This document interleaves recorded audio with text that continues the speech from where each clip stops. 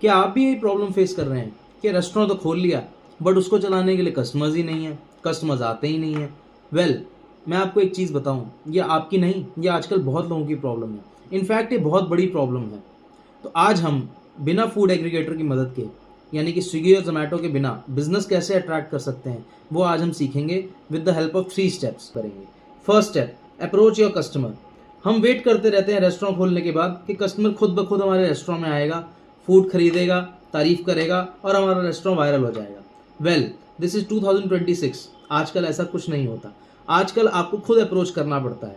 सो अगर आपका रेस्टोरेंट किसी रेजिडेंशियल एरिया में है तो सैंपल्स बांटिए उस रेजिडेंशियल एरिया में। अगर किसी ऑफिस के पास है तो ऑफिस में जाके आपको सैम्पलिंग करानी पड़ेगी। जब तक कस्टमर आपका प्रोडक्ट चेक नहीं करेगा, खुद टेस्ट नहीं करेगा, तब तक वो ट्रस्ट नहीं करेगा, और जब तक वो ट्रस्ट नहीं करेगा तब तक वो आपके पास नहीं आएगा। This is step number 1। Step number 2, collect customer data. जितना भी कस्टमर आपके पास आता है, मान लीजिए कि 2 कस्टमर आते हैं या 3 कस्टमर आते हैं दिन के, उनको आप बिना डेटा कलेक्ट किए जाने मत दीजिए। डेटा कैसे कलेक्ट कर सकते हैं? व्हाट्सएप नंबर उनका ले सकते हैं, उनका ईमेल आईडी ले सकते हैं और उनका डेटा कलेक्ट कीजिए। मान लीजिए दिन के आपके 2 से 3 कस्टमर्स भी आते हैं, तो आपके पास उनका डेटा हो गया, तो महीने में आपके पास कितने कस्टमर्स हो गए? 90 कस्टमर्स का डेटा आपके पास हो गया। अब इन 90 कस्टमर्स को जब आप फॉलोअप करेंगे तो नेचुरल सी बात है कि रेगुलरली आपको पता होगा कि वो कस्टमर आपसे क्यों फूड आपका दोबारा ऑर्डर नहीं कर रहे हैं।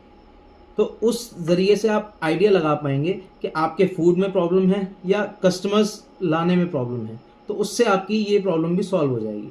थर्ड चीज़ कि अपने रिपीट रेट पे काम कीजिए। कि मान लीजिए वो 90 कस्टमर्स का आपने डेटा कलेक्ट कर लिया, अब वो 90 कस्टमर्स में आपको ये देखना है कि वो कितने कस्टमर्स आपके पास एवरी वीक खाना खा रहे हैं।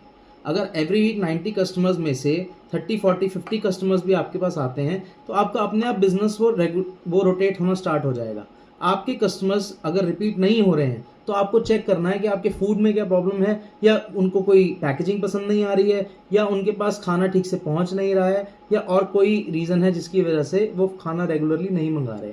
बट अपना कोई भी रेस्टोरेंट जो नया चालू करता है उसके लिए उसका रिपीट कस्टमर बहुत ज़्यादा इंपॉर्टेंट होता है। तो ये 3 स्टेप्स हमें ध्यान रखने हैं अगर हमें रेस्टोरेंट में बिजनेस अट्रैक्ट करना है बिना किसी फूड एग्रीगेटर की मदद के।